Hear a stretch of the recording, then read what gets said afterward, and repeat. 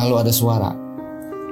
Seperti inilah keadaan orang di alam kubur, yang selalu memanggil-manggil anak, istri, keluarga, dan orang tuanya gitu, untuk membantu yang meninggal. Mereka butuh doa, mereka butuh bantuan, mereka butuh pertolongan. Seperti ini teriak mereka setiap hari, teriak-teriakan manggil keluarganya, tapi nggak ada yang datang. Saat ini kamu cuma dibatasi selembar hordeng tipis dan triplek, tapi mereka nggak ada. Gimana kondisi di alam kubur? Iya bener. Di situ saya langsung astagfirullah, iya bener juga. Di sini gue masih bisa bergerak aja kayak gini, langsung. Kamu mau mati sekarang?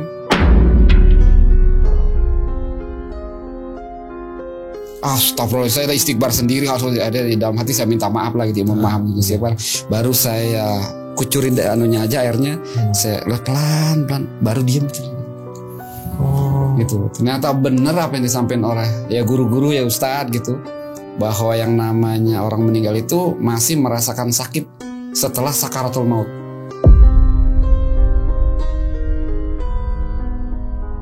Begitu yang mana itu tanah depan saya kayak TV, artinya ada gambar dan terang. Terang dan gambar, ya logikanya tanah kan ya coklat ya. Itu udah bener nyata, terang gitu. Kayak layar kaca. Kayak layar kaca.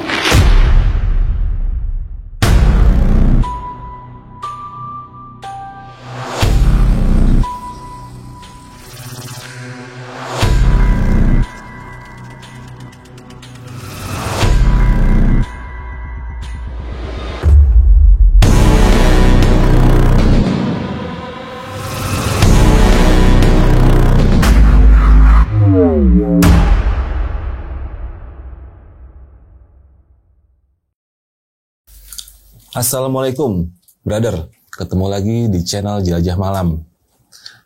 Malam ini kita kedatangan seorang tamu. Tamu ini luar biasa. Beliau adalah orang yang selama ini bertugas memandikan jenazah, bahkan sampai menguburkan. Dan di tengah perjalanannya itu banyak sekali hal-hal yang beliau dapati. Jadi sebenarnya tuh ini luar biasa ya. Beliau kesini untuk coba membagikan pengalaman apa aja yang pernah beliau hadapi selama menjalani profesi tersebut. Nggak hanya sebatas itu, di balik ini ada pesan-pesan yang ingin beliau sampaikan ke kita, terutama kita yang masih hidup ya, yang masih hidup, bahwasannya apa yang pernah dilihat dari contoh A akan menjadi seperti B, C akan jadi seperti D. Jadi itu mungkin ini gue tadi sempat di backstage ngobrol dulu, ini luar biasa banget. Gue gak akan ngomong banyak lagi, langsung perkenalkan ya dengan Pak Malik. Apa kabar Pak? Alhamdulillah. Sehat? Baik, sehat. Aduh. Pak Malik ini ininya di mana sih Pak? Wilayah tugasnya kalau boleh tahu? Di Pitara Depok. Oh Pitara Depok. Ya, oh dekat dari Cinere. Bapak ini sudah mulai berkecimpung dari kapan Pak? Coba ceritain deh, biar nih yang denger tuh tahu sejarah asal muasal Bapak dan motivasi Bapak awalnya untuk menjadi bertugas seperti ini tuh dari apa sih gitu? Iya. Jadi kalau dari cerita awal, yaitu berawal tahun 2007. Pada waktu itu ada tetangga saya yang meninggal, yang kalau boleh saya gambarkan itu istilahnya rumahnya itu sebelah kiri sekitar 5 rumah gitu, sebelah kiri saya. Itu. Nah kebetulan petugas amilnya itu ada di sebelah kanan, sebelah sana. Itu jadi begitu saya mendengar pengumuman dari masjid bahwa ada tetangga yang meninggal, saya ada kretek atau dorongan lah bahasanya, dorongan hati untuk belajar gitu, untuk belajar, karena yang saya sadari bahwa yang namanya mengurus jenazah itu kan kewajiban keluarga. Betul. Betul. Dan biar gimana juga saya punya keluarga, bahwa satu saat keluarga saya meninggal, saya lah yang berkewajiban. Betul Pak. Atas dasar dorongan itu, lalu saya keluar gang dan saya tunggu itu sampai amilnya lewat. Begitu amilnya lewat, saya sapa, assalamualaikum Pak Amil. Waalaikumsalam.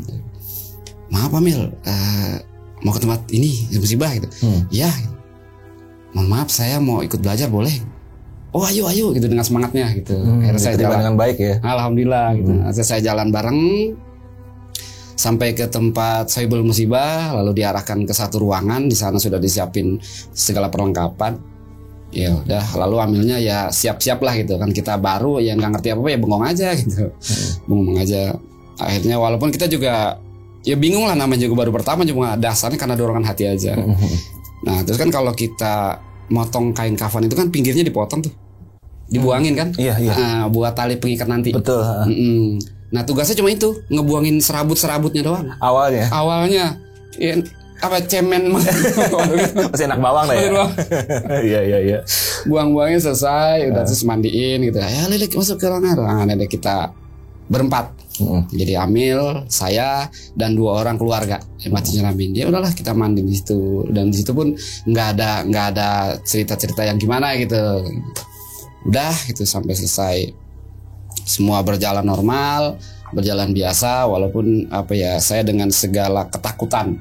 Karena jujur aja, walaupun hari ini saya sebagai petugas jenazah, pada awalnya saya tuh kalau mendengar orang meninggal tuh takutnya luar biasa. Justru malah dulunya penakut. Iya, nggak sok berani, enggak. Malah takut ya. Malah takut gitu. Kadang udah seminggu orangnya udah meninggal kemana gitu, kita masih lewat depan rumahnya masih takut. Iya, apalagi megang boro-boro lah gitu. Iya gitu. Itu. Awal-awalnya tuh makanya jadi perang batin kali ya. Perang batin. Ya cerita lanjut hari itu ya biasa, semua selesai. Cuma yang hadir saya juga heran karena yang hadir itu banyak tokoh, baik tokoh agama, tokoh masyarakat, plus banyak mobil tentara gitu, yang bis hitam itu instansi lah. Sampai banyak sebenarnya, orang kok hebat bener. Siapa gitu? Siapa ya kok meninggalnya ini luar biasa. Itu selesai. Karena saya emang ingin belajar, jadi saya berpikir pada waktu itu nggak hanya untuk urusan di atas, artinya ngurus kain kapan, mandi dan sebagainya. Saya juga harus ngerti yang namanya di dalam lubang. Nah, karena itu kan susah untuk teorinya, karena emang harus praktek langsung. Makanya pada saat sampai di makam saya ya turun gitu. Saya langsung turun, langsung ya sok tahu bahasanya ya. Turun langsung berada di posisi kepala. Kan kalau di lubang makam tuh ada bertiga. Kepala pun pinggul, kaki. Yang paling enak kaki gitu. Saya di kepala, iya saking so taunya gitu, udah. Iya saking yang pengen belajar ceritanya. Udahlah ceritanya. Ya itu dengan hawa takut kita. Aduh, lubang nih gimana? Ini jenazah udah mau turun. Kita deg-degan ya. Deg-degan, udah biasa panas ingin kita di lubang. Udah berpikir juga, nanti kalau lagi di dalam terus tanah longsor, kita akan juga ikutan mati kan gitu. Ini gimana? Karena udah di dalam nggak mungkin keluar lagi kan. Iya. Ya dengan segala itu ya udah kita peluk jenazah, kita turunin gitu. Ya yang di atas pada ngajarin lah gitu. Ini caranya kayak gini, buka dulu ikatnya, terus kapasnya dibuka gitu kan. Pelan-pelan, terus di hidungnya dimiringin, dikadepin kiblat kan gitu. Itu dengan segala ketakutan. Dengan segala ketakutan, ya alhamdulillah porsinya selesai lah, hari itu selesai. Terus selesai saya pulang langsung. Saya pulang, badan pada sakit. Ini sendi ini kayak mau copot semua nih. Sakitnya maksudnya kayak sakit pegal biasa apa gimana? Kalau dibilang pegal mungkin di atas pegal kali ya. Pokoknya pada nyeri kayak kita nggak ada sendi aja gitu. Itu. Padahal dari makam ke rumah saya kalau jalan kaki paling nggak ada 10 menit lah gitu. Tapi luar biasa sakit. Capek yang luar biasa ya. Capek yang luar biasa gitu. Saya pulang sampai rumah, saya buka pintu yang istilahnya di ruang tamu gitu tuh. Dan saya langsung tepar bahasanya. Kondisi celentang saking udah nggak ingat, padahal badan nih masih bahasanya belepot tanah kuburan. Baru mandi gitu, langsung tuh udah tidur. Cuma anehnya begitu saya tertidur gitu, saya ada pengalaman, ada seekor macan datang. Macan datang terus bilang gini, alhamdulillah, terima kasih ya sudah bantu pengurusan jenazah saya. Tuh, pengurusan jasad saya maksudnya. Jasad saya dia bilang. Jasad saya. Nah, saya kan mikir jasad. Terus saya nggak nolong siapa-siapa karena yang saya lihat di sini kan macan. Saya ngeliat juga belum pernah kecuali kebun binatang gitu kan. Iya. Enggak. Tapi kamu tadi sudah bantu jasad saya. Saya cuma begini. Tapi nggak ngerti gitu maksudnya. Gitu. Pokoknya saya beserta anak buah saya, begitu dia ucap anak buah saya, tuh di belakangnya macan semua dan itu banyak.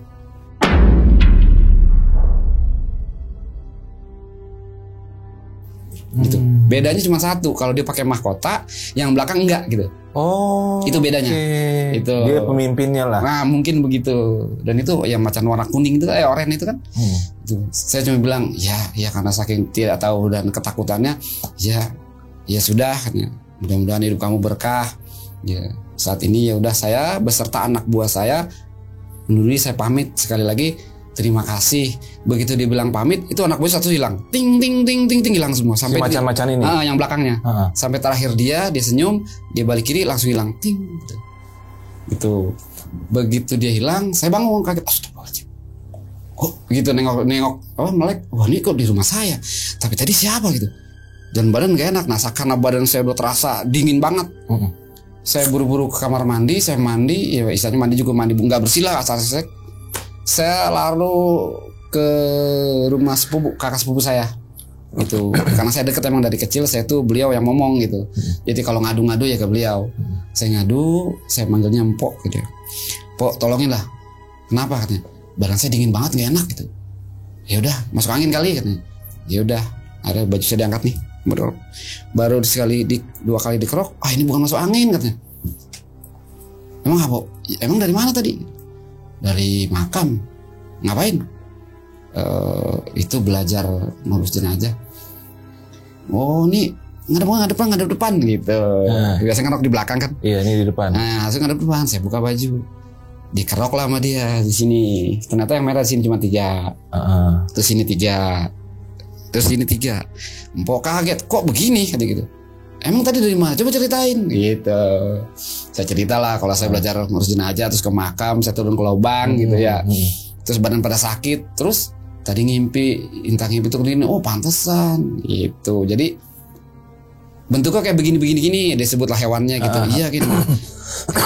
Bahwa ternyata yang jenazah tadi meninggal itu semasa hidupnya itu memiliki satu keilmuan yang katanya itu ilmu macan. Oke. Itu. Berdasarkan saya pernah juga disampaikan oleh guru saya, jangan mempelajari ilmu itu katanya, karena nanti pulangnya seperti itu. Oh, gitu ya. Pesan dari guru saya. Jadi saya mulai menemukan benang merahnya antara yang saya alami, cerita dari kakak sepupu dan dari penyampaian guru saya. Seperti itu. Apa yang kita pelajari kita akan kembali seperti itu. Nah, seperti itu kurang Oke, lebihnya. luar biasa. Nah, setelah itu Kak bilang ya udah, makanya hati-hati aja. Ya udah, hati-hati.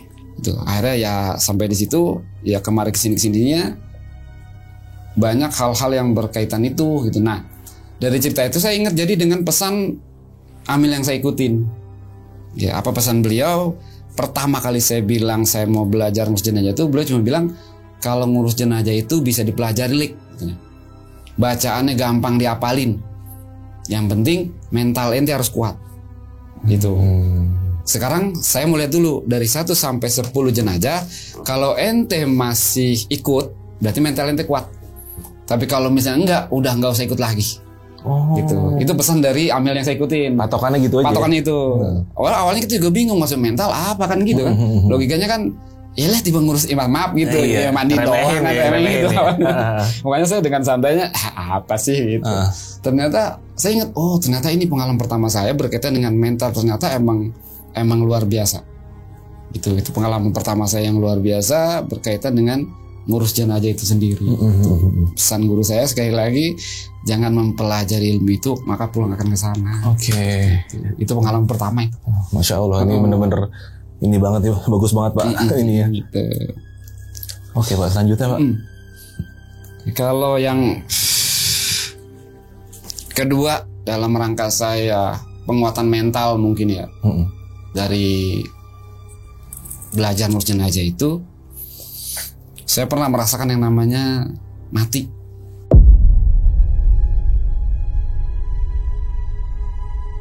Itu. Nah, ini saya alami satu malam. Saya nggak bisa tidur. Biasanya saya jam 9, jam 10 tuh udah tidur, udah istirahat gitu.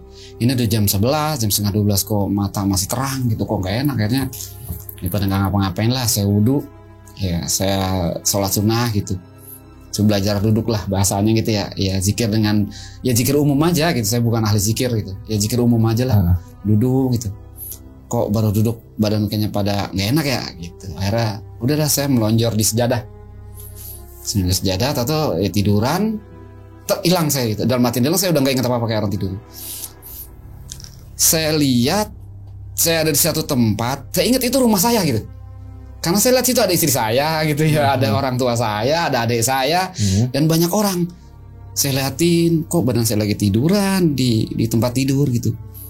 Kok orang banyak, pada ngapain ya gitu. Saya liatin, ada yang nangis, ada yang benar-benar mandir, ada yang sibuk-sibuk, ini apa? Tahu jangan itu badan saya diangkat ke pemandian. Saya perhatiin, tapi saya belum nggak kalau saya meninggal waktu itu. Cuma merhatiin aja gitu. Saya juga nggak negor siapa-siapa, nggak ditegur, pokoknya saya cuma merhatiin. Jangan pemandian, saya nih kok gue dimandiin ya gitu. Saya liatin terus sampai terus. Bahkan mereka ngomong apa saya dengar.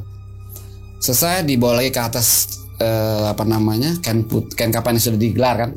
Ya terus dibungkus, dikapanin terus selesai sampai digotong lagi, dibawa ke masjid, disolatin, masuk lagi ke kurung batang terus dibawa gitu ke makam. Saya lihat sampai ke makam. Sampai ke makam. Begitu sampai ke makam, saya lihat jasad saya itu diturunin ke lubang. Saya masih perhatiin dan saya lihat orang-orang, artinya gini, saya pernah dengar keterangan dari ustadz gitu ya, bahwa orang yang meninggal itu memang melihat siapa-siapa yang membantu dia gitu. Itu keterangan seperti itu. Dia mendengar pembicaraan apapun yang dibicarain orang-orang yang membantu. Tapi di situ saya memang melihat dan saya mendengar. Apapun yang diomongin, apapun orang siapa saya ingat banget itu, gitu. Sampai saya turunin ke makam, gitu. Terus dimiringin, terus diajanin kan, ajanin. Sampai saya tuh ditutup bambu kan, kalau di tempat itu kadang ya kalau yang ini kadang-kadang papan, kadang bambu gitu. Itu ditutup. Anehnya, walaupun saya ditutup bambu, saya masih bisa lihat orang di atas. Tembus. Okay. Seperti kaca. Bahkan tanah yang jatuh pun saya lihat. Jatuh ke muka saya, blek. Kok cuma saya heran doang, kok kelihatan ya gitu. Dan yang ngurung tuh sambil ngomong saya dengar. Sampai ada yang bilang gini, gantian gitu di atas nih. Saya dengar. Kan kalau capek gantian gitu ya dari petugasnya gitu. Terus saya dengar. Semua saya dengar. Selesai itu mereka tahlil lah istilahnya gitu ya, doa di atas. Itu saya dengar. Semua saya perhatiin, oh kayak gini. Selesai semua kan mereka pulang. Ya kan, satu pulang. Begitu pulang, saya kayak, loh kok sepi ya gitu. Pada kemana ya gitu. Saya masih belum sadar. Kok jangan kok sepi. Nah, begitu sepi, nih mohon maaf ya. Kita kan sebenarnya kalau jenazah yang sebenarnya kan dimiringin gitu. Iya. Tapi kondisi saya itu saya celentang. Oh, ngeliat ke atas gitu. Saya ngeliat ke atas gitu. Pas saya ngelirik begini nih, gitu tuh. Itu putih semua.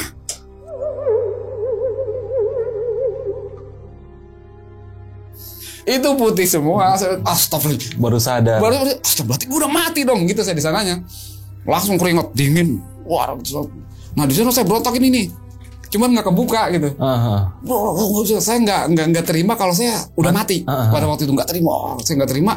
Langsung saya berusaha keras untuk bangun. Nah di sana begitu saya kagetin begini bangun, saya duduk di sana. Begitu duduk di sini saya bangun dari tidur. Oke. Di sini bangun dari tidur.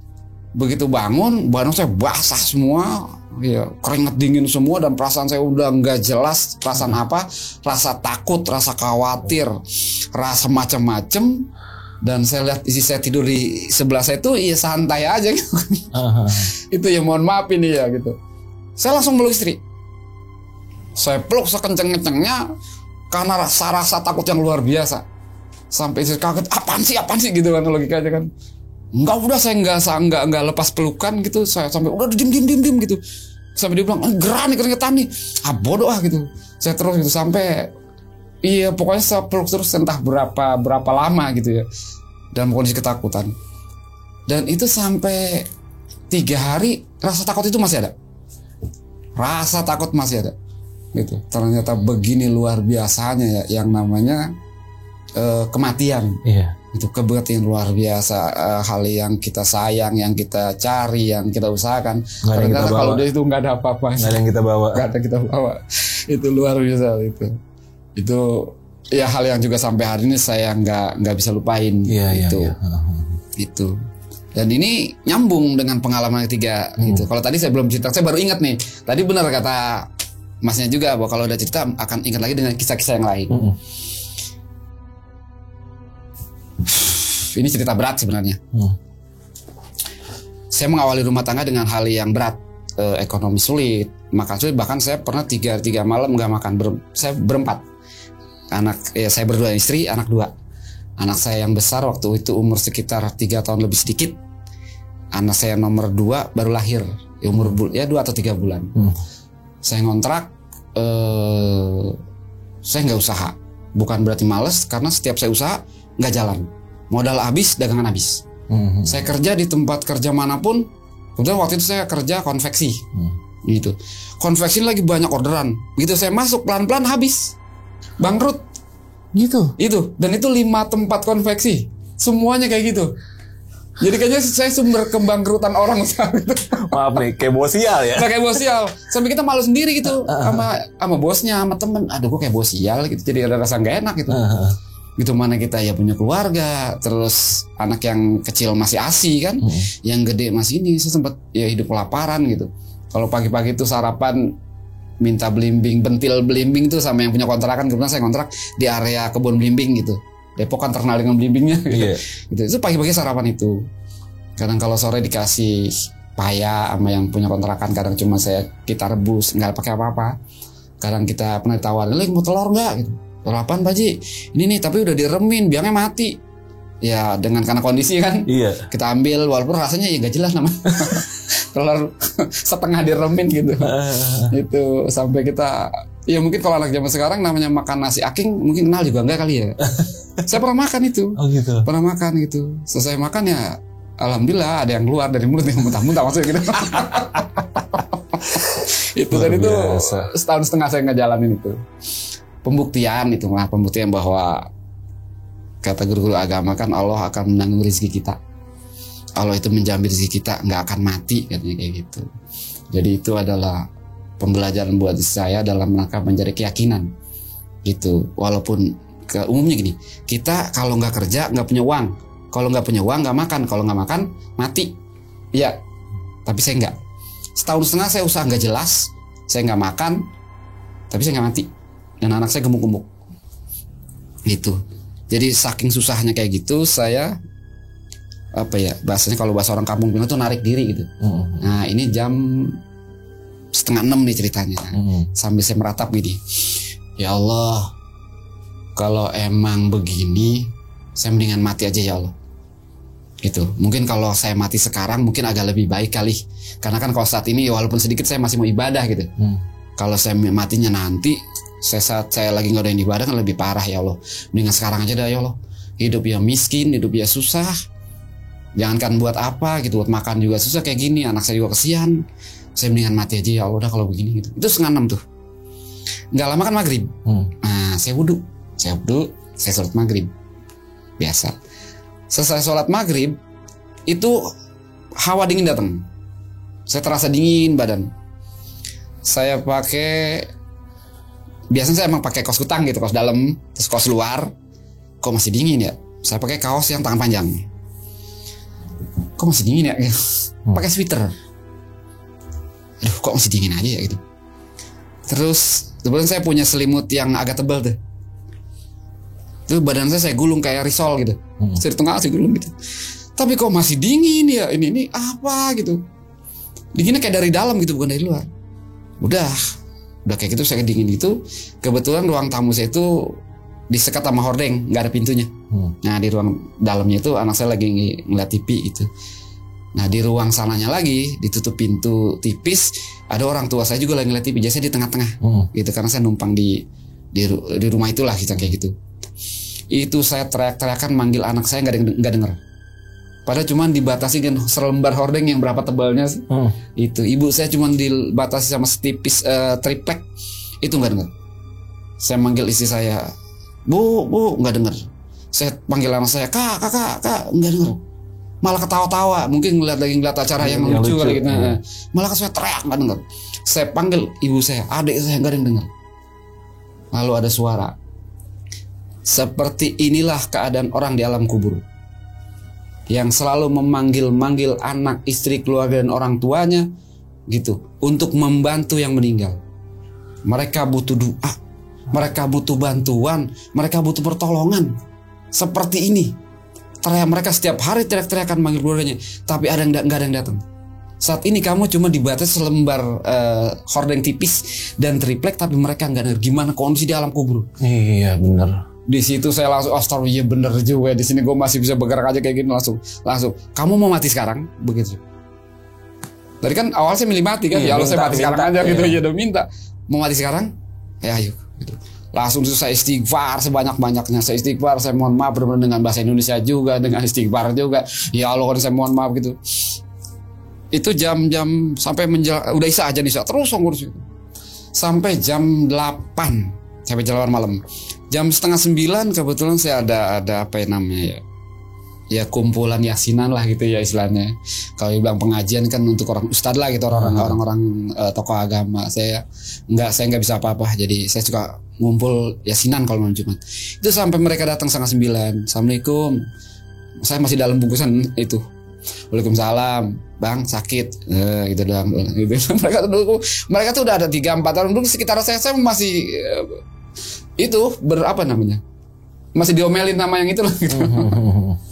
Gitu. Begitu saya istighfar, terus saya bilang, iya udah kalau kayak gini saya minta maaf, saya minta ampun, saya nggak jadi gitu. Saya minta bimbingan, arahan, saya harus kayak gimana. Saya mungkin kurang sabar, saya bilang akhirnya ya udah, kamu kembali lagi, jalankan tugas kamu, karena tugas kamu masih banyak dalam hidup. Udah jalani. Nah setelah itu suara itu hilang. Badan saya pelan-pelan mulai panas tuh, mulai anget.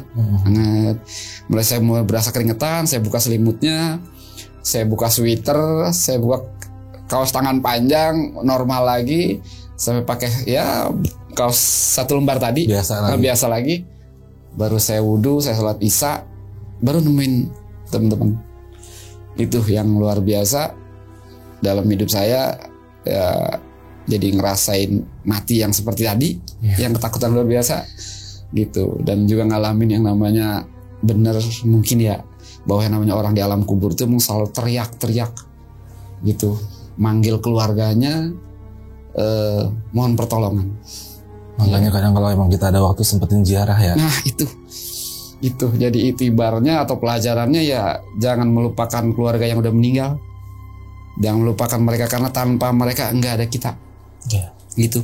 Bahkan pesan guru saya, kalau punya orang tua sudah meninggal, jangan pernah berbuat yang enggak gitu. Karena logikanya sejahat-jahatnya manusia, nggak ada orang berbuat jahat tuh niatin buat orang tua, nggak ada.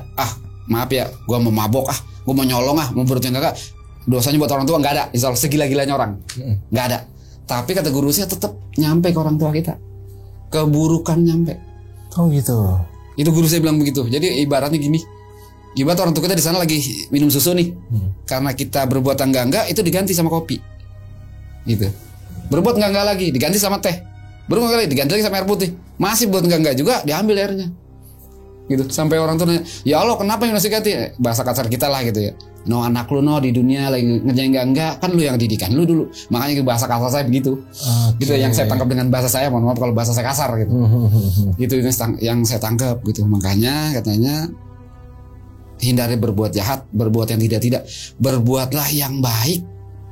Walaupun tidak kita niatkan untuk orang tua kita, insya Allah kebaikannya nyampe ke orang tua kita. Apalagi sengaja ya sedekah gitu kan, kita ibadah buat orang tua, ke masjid, ke musola, kemana gitu, niat jariah itu luar biasa.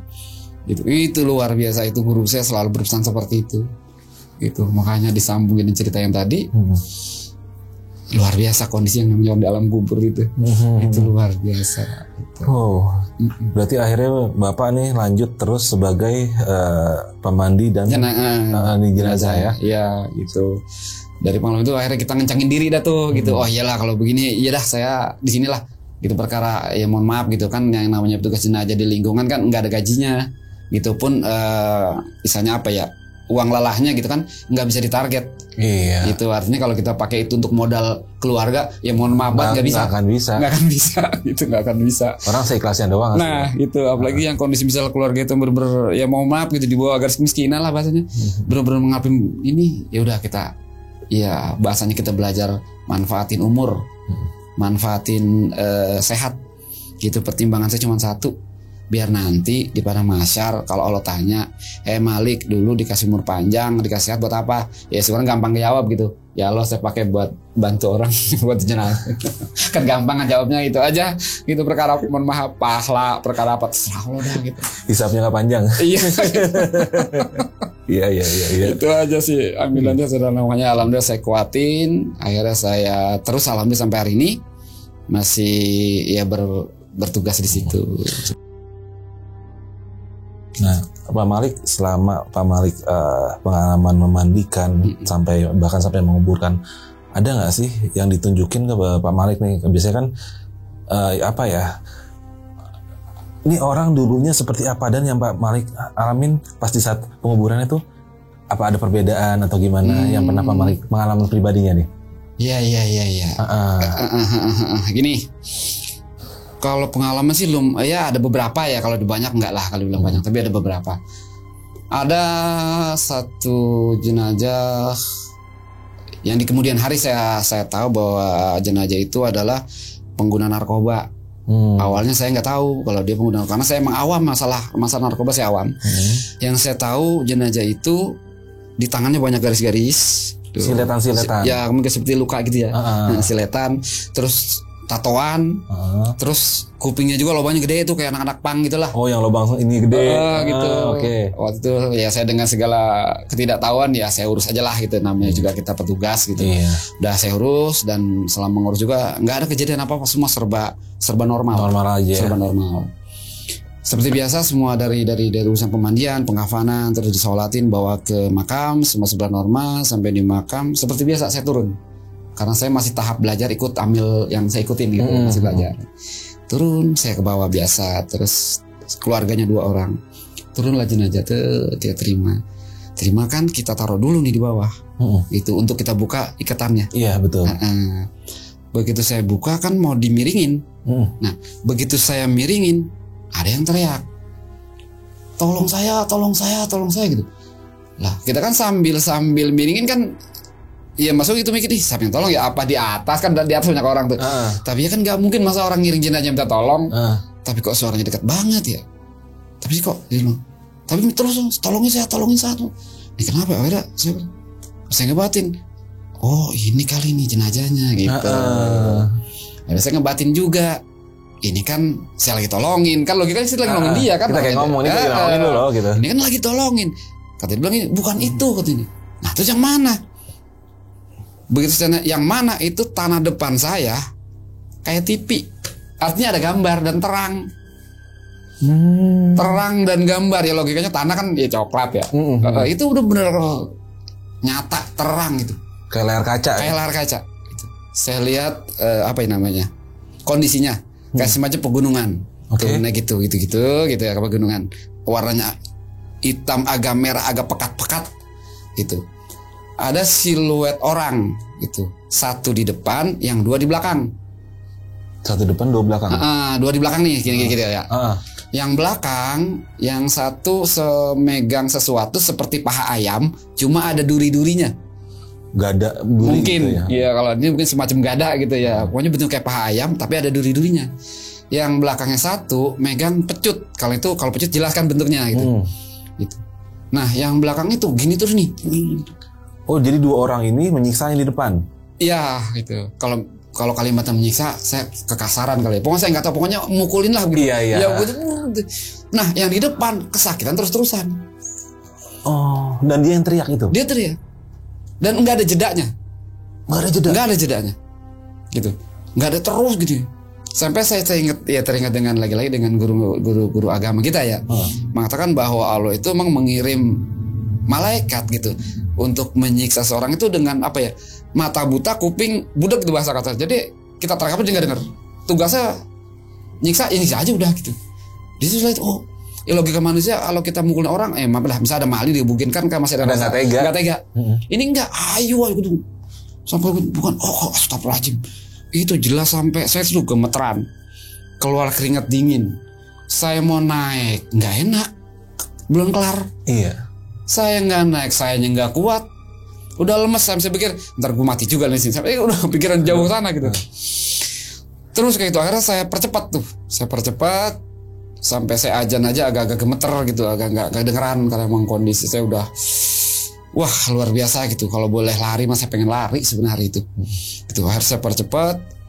Itu yang satu naik, gitu ajanin, terus pasang bambu buru-buru diuruk lah itu. Tanah baru sebatas mata kaki saya langsung minta gantian sama yang di atas.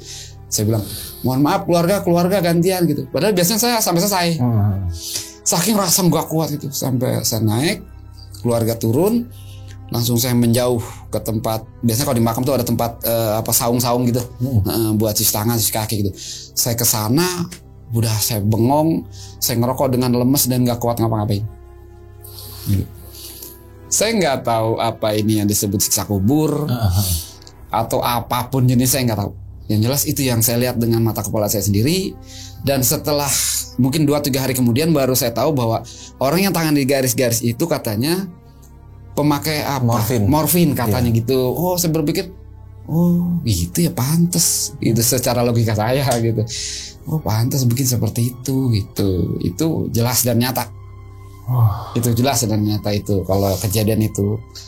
Makanya ya miris lah ngeliat lingkungan ya, kadang teman-teman kita yang lebih muda masih suka pakai narkoba gitu. Udah orang tua susah, malu, didatengin RT, datengin polisi, kita juga sengsara.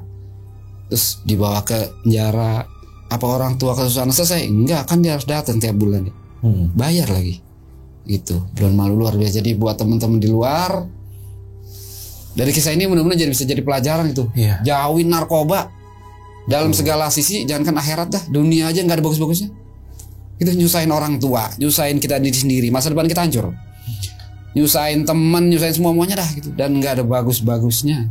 Apalagi di akhirat nanti. Apalagi di akhirat luar biasa. Gitu, luar biasa. Itu saya ngalami sendiri. Yang namanya karena dia dari saya emang luar biasa gitu, yang namanya narkoba kemarin-kemarin gitu. Kemarin. Gila, ini luar biasa ya pesan dari Pak Malik ini. Beliau sempat mengebumikan orang yang memang mungkin meninggal karena itu ya. Kemungkinan besar. Iya, siksanya seperti itu ya Pak ya. Kurang lebih gitu. Ya Allah. Ini luar biasa. Oke. Jadi saya pernah punya pengalaman berkaitan dengan apa yang disampaikan oleh guru saya, bahwa guru saya menyampaikan orang yang sudah meninggal itu masih bisa melihat, merasa dan mendengar. Berkaitan dengan mendengar kan kita nggak bisa membuktikan. Ya berkaitan dengan melihat pun kita nggak bisa membuktikan. Tapi kalau merasa gitu, saya punya pengalaman tersendiri di sana. Oh gitu.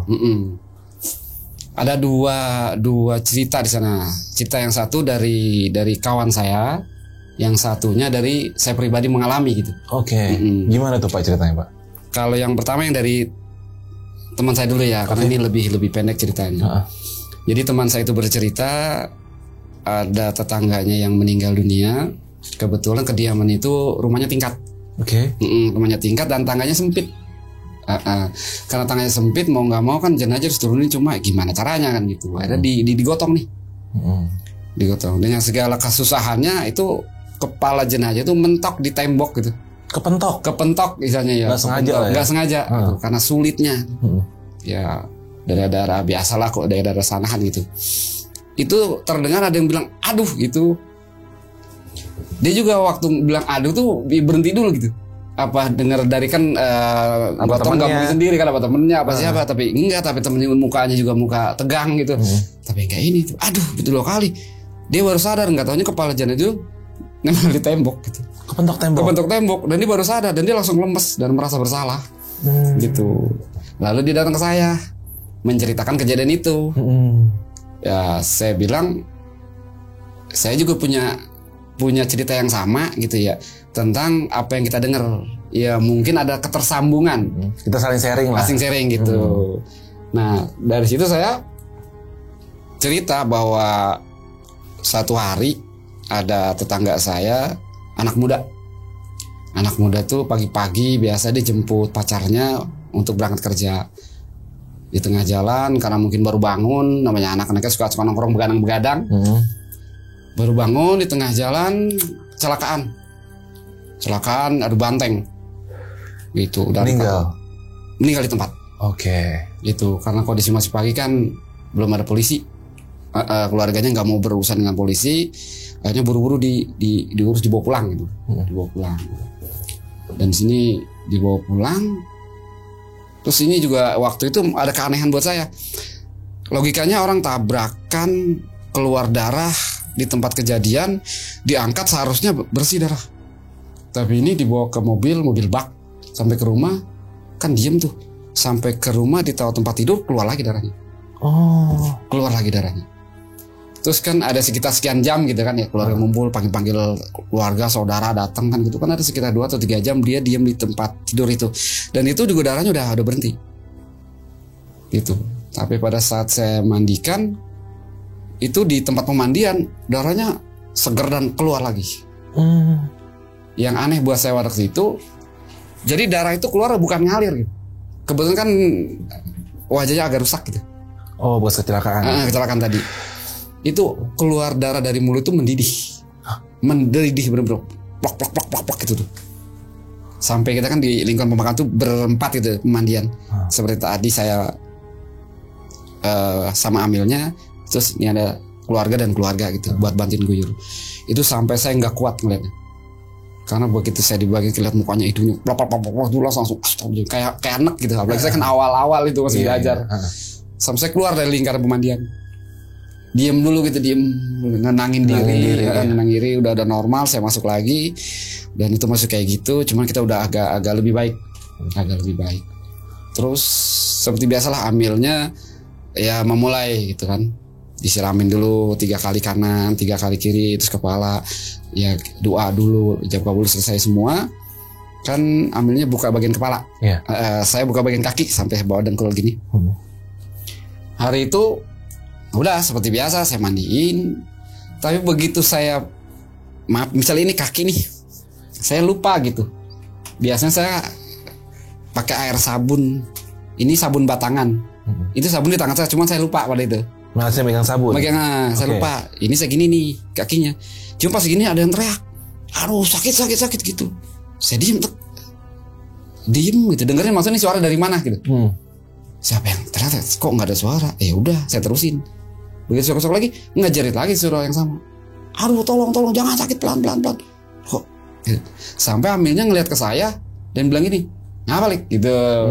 Karena saya bengong. Kayak nggak gitu. Ternyata dia juga walaupun mandi dia merhatiin saya gitu. Saya bilang nggak Amil gitu. Ya udah gitu. Udah. Saya ulangin lagi, bersihin kaki lagi, teriak lagi. Astagfirullahaladzim. Nah begitu baru saya ingat, kok saya diem. Nggak, saya nengok ke tangan dan ini sabun. Astagfirullah, saya istighfar sendiri, harus ada di dalam hati, saya minta maaf lagi, mohon maaf gitu. Baru saya kucurin anunya aja airnya, saya pelan baru diam gitu. Gitu. Ternyata bener apa yang disampaikan oleh ya guru-guru ya ustadz gitu, bahwa yang namanya orang meninggal itu masih merasakan sakit setelah sakaratul maut. Gitu. Karena dalam satu keterangan dikatakan bahwa orang yang meninggal itu memang sakaratul maut itu seperti 1000 bacokan pedang dan dia masih merasakan sakit. Masih. Itu. Nah kita lanjut, selesai itu udah kan normal seperti biasa, di kafanin, kita sholatin, kita makamin. Setelah saya nggak pulang, ya kita ngambil ilmu lagi dari yang ngajarin kita, dari guru kita. Nah, mampir ke rumahnya sambil ngopi gitu. Dia nanya, kenapa tadi gitu? Itu Amil, waktu saya mandiin kok dia teriak ya kesakitan gitu. Emang apa? Ini saya sabun di tangan. Makanya kalau urus jenazah tuh hati-hati.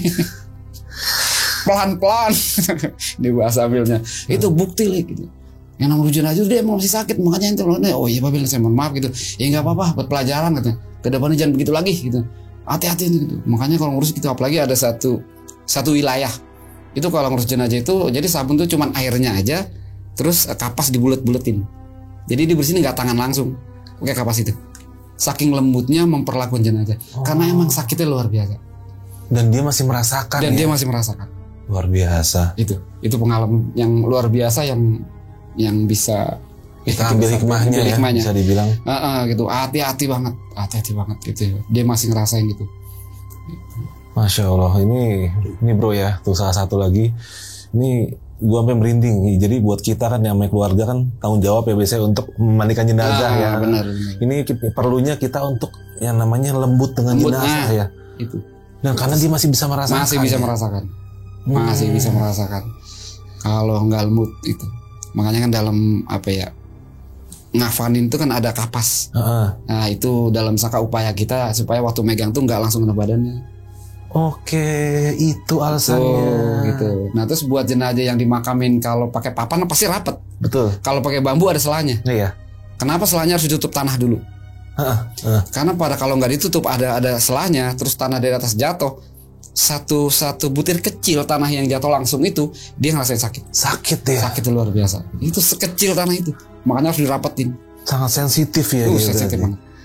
Oke. Luar biasa itu, Pak. Sakitnya luar biasa benar gitu. Kita akan denger dia ngejeritnya aja, udah gitu. Sampai kita juga ya minta maaf gitu ya, kita istighfar karena kita ketidaktahuan. Tapi ya di balik ketidaktahuan dan kecerobohan itu ada hikmah. Betul. Ada pelajaran supaya kedepannya kita lebih hati-hati dalam yang namanya ngurus jenazah. Makanya kayak tadi Bapak bilang setelah kita selesai makamin tuh ada kita minta maaf juga menjenazah. Benar. Minta maaf sama keluarga. Takut kita ada salah. Ada salah, benar. Itu kita nggak sadar karena kita ketidaktahuan kita ya. Ternyata bener. Mungkin kita nanganin salah dan dia kesakitan. Gitu. Makanya kalau orang habis rumah sakit kan sudah ada bekas-bekas impus ya. Nah itu jangan main langsung klet gitu aja. Iya. Kita aja yang sehat aja kalau kita sakit. Apalagi mereka ya. Masya Allah.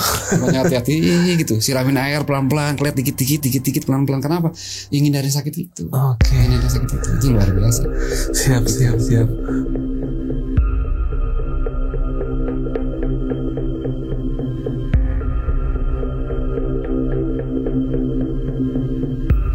Yang gotong jenazah ini hampir mencapai lubang itu diturunin kan tuh ya kerandanya ya. Itu tanahnya langsung burak gitu longsor. Oke. Dimana pada saat jenazah di lubang kubur itu pada saat miring itu dari ujung kanan lubang kubur itu keluar ular itu